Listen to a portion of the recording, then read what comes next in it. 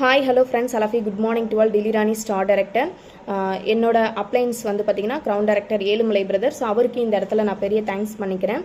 Brother மூலிமா தான் எனக்கு இந்த ஆப்பர்ச்சுனிட்டி கிடச்சிது. ஸோ ஃபர்ஸ்ட் ஆஃப் ஆல் பெரிய தேங்க்ஸ். ஸோ அடுத்தடுத்து வந்து பார்த்தீங்கன்னா எனக்கு மேலே இருக்கக்கூடிய எல்லா அப்ளைன்ஸுமே நான் தேங்க் பண்ணிக்கிறேன். ஸ்பெஷல் தேங்க்ஸ் சரவணன் பிரதருக்கு நான் இந்த இடத்துல தேங்க்ஸ் பண்ணிக்கிறேன். எனக்கு கீழே உள்ள எல்லா லைஃப் லைன்ஸ்க்குமே பெரிய தேங்க்ஸ். ஸோ ஓகே, நான் இந்த வெஸ்டீஜில் எப்படி ஜாயின் பண்ணேன்னு கேட்டிங்கன்னா, எனக்கு இந்த ஆப்பர்ச்சுனிட்டி செகண்ட் இயர் எண்டில், ஸோ செகண்ட் இயர் படிச்சுட்டு இருக்கும்போது எனக்கு இந்த வாய்ப்பு கிடைச்சிது. ஸோ அப்போ வந்து பார்த்தீங்கன்னா கொரோனா டைம். ஸோ அப்போ என்கிட்ட வந்து மொபைல் கிடையாது. அப்போ தான் வந்து பார்த்திங்கன்னா காலேஜில் வந்து நீங்கள் ஃபோன் இருந்தால் தான் நம்ம மீட்டிங் அந்த ஜூம் கிளாஸ் வந்து அட்டன் பண்ண முடியும். அதனால் வந்து ஒரு சூழ்நிலை எங்கள் வீட்டில் வந்து மொபைல் வந்து வாங்கி கொடுத்துருந்தாங்க. ஸோ கிராமத்தில் உள்ளவங்கலாம் மோஸ்ட்லி ஃபோன் வந்து வாங்கி தர மாட்டாங்க. எங்கள் வீட்லேயுமே சேம் அதே மாதிரி தான். ஃபோனில் யூஸ் பண்ணக்கூடாது, ரொம்ப ஸ்ட்ரிக்ட்டு. அதுக்கப்புறமா வந்து சரி ஒரு கட்டாயம் இந்த மாதிரி வந்து நீங்கள் வந்து கிளாஸ் அட்டன் பண்ணணும் அப்படின்ற ஒரு கட்டாயத்தினால எனக்கு வந்து மொபைல் வந்து வாங்கி கொடுத்துருந்தாங்க. அப்போ வந்து பார்த்திங்கன்னா நம்ம வந்து சும்மா இருக்காது இல்லையா, ஃபோன் வாங்கினோன்னே ஃபோன் யூஸ் பண்ண தெரியாது. அப்போ தான் கொஞ்சம் கொஞ்சமாக கற்றுக்கிட்டு அதுக்கப்புறமா என்ன வாட்ஸ்அப்பில் நிறைய ஃப்ரெண்ட்ஸ்லாம் ஸ்டேட்டஸ் வைப்பாங்க. இந்த ஸ்டேட்டஸ்லாம் நீ எப்படி வைக்கிற, எனக்கும் கொஞ்சம் சொல்லிக் கொடுக்கும் போது இந்த ஆப்லாம் டவுன்லோட் பண்ணிக்க அப்படின் போது நான் ஷேட் ஆப்பை வந்து டவுன்லோட் பண்ணி அதில் வந்து நிறைய வீடியோஸ்லாம் வச்சு சும்மா ஸ்டேட்டஸ்லாம் காமெடியாக அந்த மாதிரி எனக்கு பிடிச்ச மாதிரி எனக்கு ஸ்டேட்டஸ்லாம் வைப்பேன். அப்போ வந்து நான் ஷேர்ஷேட்டில் பார்த்துட்டு இருக்கும்போது ஒரு பார்ட் டைம் ஜாப்னு ஒரு ஆடு. ஸோ அந்த ஆடு பார்த்தது பிறகு கால் பண்ணியிருந்தேன். ஸோ அப்போது ஏழுமலை பிரதர் தான் கால் அட்டன் பண்ணி இந்த மாதிரி வந்து ஒரு ஜூம் கிளாஸ் கொடுக்குறேன், இந்த மாதிரி அட்டன் பண்ணுங்கன்னு சொல்லி 2-3 நாள் வரைக்கும் எனக்கு ஜூம் மீட்டிங் கொடுத்தாங்க. ஆனால் எனக்கு அது வரைக்கும் புரியல, நான் தான் ஒர்க்குன்னே எனக்கு புரியல. திரும்ப சொல்லி புரிய வச்சாங்க. ஆனால் புரிஞ்சுக்கிற அளவுக்கு அப்போ எனக்கு மைண்ட் செட் இல்லை, ரொம்ப இன்ட்ரெஸ்ட் இல்லாமலாம் இல்லை. ஏதோ ஒன்று பண்ணணும், வீட்டிலேருந்தே பண்ணணும், எனக்கு ஒரு வேலை கிடச்சா நல்லாயிருக்கும் அப்படின்ற ஒரு மைண்ட் செட்டு. நமக்கும் ஒரு இன்கம் வந்தால் நல்லாயிருக்கும். அப்போ வந்து நான் வந்து பிரதர்கிட்ட சொல்லியிருந்தேன், பிரதர் நான் காலேஜ் படிச்சுட்ருக்கேன். அப்போது பிரதர் இந்த மாதிரி வந்து எனக்கு ப்ராக்டிக்கல் போகுது, அதனால் நான் என்ன பண்ணுறேன், ஒரு 10 நாள் ஒரு 15 நாள் கழித்து நான் கால் பண்ணி உங்களுக்கு ஜாயின் பண்ணிக்கிறேன் போது அதுக்கப்புறம் கரெக்டாக வந்து சொன்ன மாதிரி வந்து பார்த்திங்கன்னா ஒரு 15 நாள் கழித்து சிஸ்டர் இந்த மாதிரி நான் உங்களை காண்டாக்ட் பண்ணியிருந்தேன், நீங்களுமே ப்ராக்டிக்கலுக்கு இருக்குதுன்னு சொன்னீங்க, முடிஞ்சிட்ருக்கோம், நீங்கள் ஜாயின் பண்ணிக்கிறீங்கன்னு கேட்கணுன்னே சரிங்க ப்ரோ நான் ஜாயின் பண்ணிக்கிறேன்னு சொல்லி ஜாயின் பண்ணிட்டேன். ஜாயின் பண்ணி வந்து பார்த்திங்கன்னா ஃபஸ்ட்டு மந்த் என்னோட இன்கம் வந்து 36 ரூபா தான். ஸோ ஏனோ தானம் தான் நான் இந்த பிஸ்னஸை வந்து பண்ணிகிட்டு இருந்தேன். அதுக்கப்புறமா வந்து பார்த்திங்கன்னா ஜாயின் பண்ணி 3வது மாதமே வந்து பார்த்திங்கன்னா 8% அச்சீவ் பண்ணேன். அடுத்தடுத்து வந்து பார்த்திங்கன்னா assistant, bronze, silver, gold, star 1 இயரில் வந்து நான் ஸ்டார் டைரக்டர் வந்துட்டேன். ஆனால் அந்த ஸ்டார் டைரக்டர் அந்த 1 இயர் வரத்துக்குள்ளாரியே வந்து நிறைய ப்ராப்ளம்ஸ் வீட்டில் வந்து பார்த்திங்கன்னா, நீ வந்து அதிகமாக மொபைல் யூஸ் பண்ணுற, ஏதோ பார்ட் டைம் ஜாப்னு சொல்லிட்டு நீ ஏதோ வேறு ஏதோ வேலை பண்ணுற போல இருக்குது, யார்கிட்ட பேசுகிற, அந்த மாதிரி பக்கத்தில் இருக்கவங்க அதுக்கப்புறம் பார்க்குறவங்களாம் வந்து என்னப்பா அவங்க பொண்ணு ஃபோன் பேசிக்கிட்டே இருக்குது, யார்கிட்டப்பா பேசுது அப்படின்னு நிறைய பேர் வந்து கம்ப்ளைண்ட் பண்ணுவாங்க. அப்போ வந்து எங்கள் அம்மாவுமே ஒரு டைம் வந்து என்ன பண்ணுவாங்க, ஃபோன் பேசிகிட்டே இருக்கும்போது திடீர்னு வந்து ஃபோனை வாங்கி டக்குன்னு காதில் வச்சு பார்ப்பாங்க, யார் அது அப்படின்னு சொல்லிட்டு.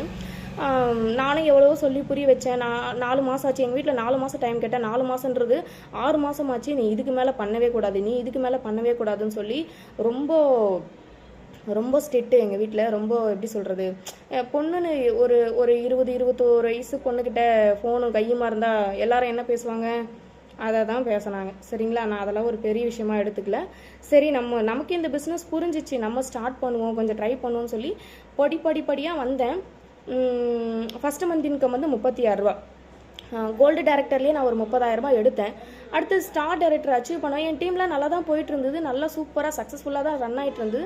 திடீர்னு என்னாச்சுன்னு தெரியல, ஒரு அதர் பிஸ்னஸ் வந்து உள்ள நுழைஞ்சி டீமையே சுக்குநூறாக உடச்சிருச்சு. கிட்டத்தட்ட வந்து பார்த்திங்கன்னா ஒரு கோல்டு டைரக்டர் வர அளவுக்கு ஒரு பர்சன்ஸ், ஒரு சில்வர் டைரக்டர், 2-3 பிரான்ஸ் டைரக்டர், நிறைய அசிஸ்டன்ட் டைரக்டர், 8% நிறைய பேர் வந்து வெளியில் போயிட்டாங்க.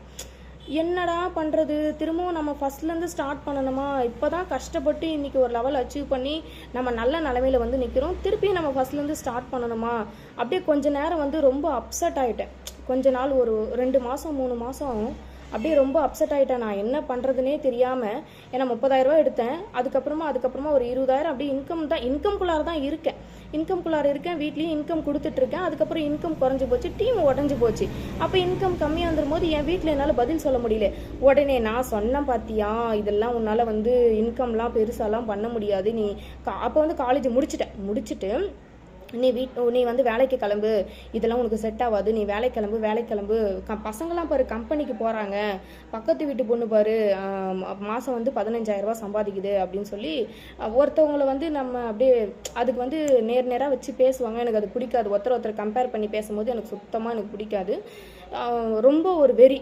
சரி, நம்ம எந்த இடத்துல இருந்து ஸ்டார்ட் பண்ணுமோ திரும்ப ஒரு கம்பேக் கொடுக்கலாம், நம்ம ஸ்டார்ட் பண்ணுவோம் அப்படின்னு சொல்லிட்டு அப்படியே போயிட்டே இருக்குது. அதுக்கப்புறம் இடையிலுமே வந்து பார்த்திங்கன்னா தாய்லாந்து ட்ரிப்பு நான் வந்து பார்த்திங்கன்னா அப்போ டீம் உடஞ்சும் போது சைடில் வந்து நிறைய பிஸ்னஸ் காமிச்சிருந்தேன். அப்போ வந்து பார்த்திங்கன்னா தாய்லாந்து ட்ரிப்புக்கு அச்சீவ் பண்ணி ஸோ போன வருஷம் வந்து பார்த்திங்கன்னா தாய்லாந்து ட்ரிப்புக்குமே வந்து போயிட்டு வந்திருந்தேன். என்னோடய ஃபஸ்ட்டு இன்டர்நேஷ்னல் ட்ரிப்பு. அப்போ எங்கள் வீட்டில் கொஞ்சமாக நம்பிக்கை, சரி ஓகே புள்ள என்னமோ பண்ணுதுப்பா விடுவோம் அப்படின்னு சொல்லி கொஞ்சம் டைம் அந்த இடையிலே டைம் கெடுத்து திருப்பியும் வேணான்னு சொல்லி சரி ஓகே நீ பண்ணுற ஒழுங்காக பண்ணு அப்படின்னு சொல்லி விட்டுட்டாங்க. வீட்லேயே எதுவும் சொல்லலை. ஆனால் வீட்டிலலாம் வந்து ஸ்டார்டிங்கில் செம்ம அடி பயங்கரமான அடிலாம் வாங்கியிருக்கேன். சோத்துலேயும் அடி வாங்கியிருக்கேன், சேத்துலேயும் அடி வாங்கியிருக்கேன், எல்லாத்துலேயும் நான் அடி வாங்கியிருக்கிறேன். சரிங்களா? எப்போ பார்த்தாலும் அடிச்சுக்கிட்டே இருப்பாங்க. தினமே ஃபோன் பேசினா டப்புன்னு ஒரு அடி. இன்கம் எடுக்காத போது ஒரு 6 மாதத்துக்குள்ளே நடந்த விஷயம். ஸோ இன்கம் எடுக்காத போது அடிப்பாங்க. நீ என்னத்துக்கு சும்மா ஃபோன் பேசுகிறேன்னு சொல்லிட்டு. அதுக்கப்புறமா அப்படியே தாண்டிச்சு. ஒரு வருஷம் தாண்டினோடனே டீம் மொத்தமாக பிரேக் ஆச்சு. திரும்பவும் ஒரு கம்பேக். ஓகே இங்கேயே உன்னால் இங்கேயே ஒன்று கிழிக்க முடியலனா வெளியில் போய் நீ என்னத்தை சாதிச்சு கிழிச்சிருவ டில்லி ராணி அப்படின்னு ஒரு கேள்வி. அதுக்கப்புறமா திரும்பவும் பின்னாடி வந்து திரும்பவும் ஃபீல்டு ஒர்க் பண்ண ஆரம்பித்தேன். அதுக்கப்புறம் வந்து ஃப்ரெண்ட்ஸு ரிலேட்டிவ் திரும்பவும் பழைய கான்டாக்ட்ஸ் எல்லாமே தோண்டி என்னால் எவ்வளோ எஃபோர்ட் போட முடியுமோ ஒரு நாளைக்கு 4 மணி நேரம் அப்படின்ற ஒரு ஒர்க்கை ஒரு நாளைக்கு நான் 10 மணி நேரத்துலேருந்து 14 மணி நேரம். என்னோட கால் ஹிஸ்ட்ரிலாம் வந்து பார்த்திங்கன்னா ஒரு நாளைக்கு 12 மணி நேரம் 14 மணி நேரம் இருக்கும். தொண்டையெல்லாம் வலிக்கும். தொண்டையில் எப்படி சொல்கிறது, சரம்புரை கூட சொல்லுவார் இல்லைங்களா, தொண்டையில் ரத்த வாடை வந்துருச்சு அப்படின்னு. அந்த மாதிரிலாம் கூட எனக்கு ஆகிருக்கு. உண்மையிலே ஹாஸ்பிட்டல்லாம் போய் நிறைய தடவை போயிருக்கேன். மந்த்லி இன்கம் வாங்குறதுனா உடனே ஹாஸ்பிட்டல் போய் ஒரு 500-600 செலவழிச்சிருவேன். ஏன்னா வந்து எனக்கு உடம்பே அடிக்கடிக்கு சரியில்லாமல் போயிடும். அதுக்கப்புறமா கொஞ்சமாக படிப்படியாக உயர்ந்து அதுக்கப்புறம் 20,000 தொட்டேன். அதுக்கப்புறம் 28 அப்படியே 30, 35, 37. இன்றைக்கி வந்து பார்த்திங்கன்னா நான் கரண்ட்லி வந்து 45,000. என்னோட ஹையஸ்ட் இன்கம் வந்து பார்த்திங்கன்னா 45,946 ரூபா. இப்போ நான் கரண்ட்லி வந்து பார்த்திங்கன்னா 40,000 ரூபாய்க்கு மேலே இன்கம் ஏர்ன் பண்ணுறேன். ஸோ எனக்கு ரொம்ப ஹாப்பியாக இருக்குது. அதே மாதிரி இப்போ போன வாரம் வந்து பார்த்திங்கன்னா நான் வந்து Goa trip. So grow year நெட்வொர்க்கில் நான் ப்ளஸ் எனக்கு கீழே 6 மெம்பர்ஸ், டோட்டலாக வந்து 7 மெம்பர்ஸ் நாங்கள் அச்சீவ் பண்ணியிருந்தோம். டீமோடு வந்து பார்த்திங்கன்னா இப்போ போன வாரம் வந்து கோவா ட்ரிப்பு வந்து போயிட்டு வந்திருந்தோம். ஸோ ரொம்ப ஹாப்பியாக இருந்தது. ஃபஸ்ட்டு இன்டர்நேஷ்னல் ட்ரிப் ஃப்ளைட்லாம் வந்து பார்த்திங்கன்னா அண்ணாந்து தான் பார்த்துருக்கேன்.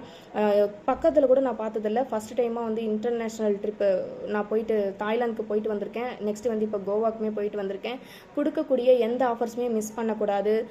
கரெக்டாக தெளிவாக ஒர்க் பண்ணணும். ஃபோக்கஸ் எனக்கு வந்து இடையில் வந்த ஒரு உணர்த்தின ஒரு விஷயம் வந்து ஒரு விஷயத்தை நீங்கள் பண்ணுறீங்கன்னா அதை வந்து கண்டினியூஸாக பண்ணணும், கன்சிஸ்டன்சியாக பண்ணணும், ஃபோக்கஸாக பண்ணணும் அப்படின்ற விஷயம் வந்து எனக்கு மைண்டில் வந்து பதிஞ்சிச்சு.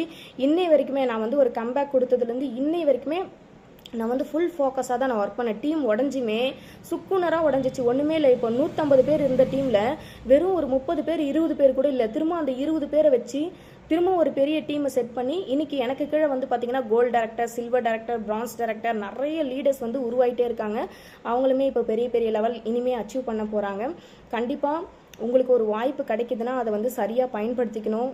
கையில் கொடுத்துருக்கிறது அது கல்லாக நினச்சிங்கன்னா வெறும் கல் தான். ஆனால் தூக்கி போட்ட பிறகு நினைக்கக்கூடாது, ஐயோ நம்ம தூக்கி போடுறது கல் இல்லடா வைரக்கல் அப்படின்றத நீங்கள் வெளியில் இந்த பிஸ்னஸ் விட்டு வெளியில் போயிட்டீங்கன்னா அப்போ நீங்கள் புரிஞ்சுப்பீங்க. இருக்கும் போதே ஒரு வாய்ப்பை யூஸ் பண்ணிக்கோங்க. வாய்ப்புன்றது வடை மாதிரி. ஸோ காக்காவாக மாறி நம்ம தான் தூக்கிட்டு போயிடணும், இல்லைனா வேறு யாருனா தூக்கிட்டு போயிடுவாங்க. ஸோ எனக்கு கிடச்சிருக்க வாய்ப்பு தான் உங்களுக்கும் கிடச்சிருக்கு. நான் வந்து பார்த்திங்கன்னா இப்போ காலேஜ் முடிச்சுட்டு என்னோடய ஃப்ரெண்ட்ஸ் எல்லாம் வெளியிலலாம் வந்து பார்த்திங்கன்னா 10,000 15,000 சம்பளத்துக்கு போயிட்டுருக்காங்க. தான் உங்களுக்கும் கிடச்சிருக்கு. All the best. Thank you so much. என்னோட அப்லைன்ஸ் டவுன்லைன்ஸ் எல்லாருக்குமே தேங்க் பண்ணிக்கிறேன். So all of you thank you so much. Wish you well.